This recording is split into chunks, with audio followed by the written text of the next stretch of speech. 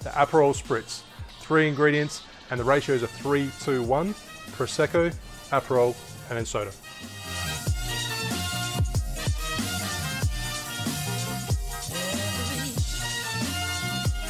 I like to pour the Aperol first. So the 60 mils, 2 ounces, and add that straight into a big wine glass. Then next, fill that wine glass with ice, don't hold back.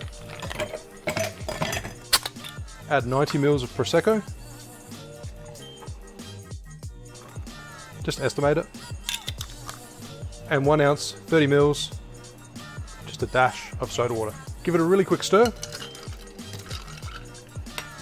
And finish with a slice of orange. There you have the Aperol Spritz.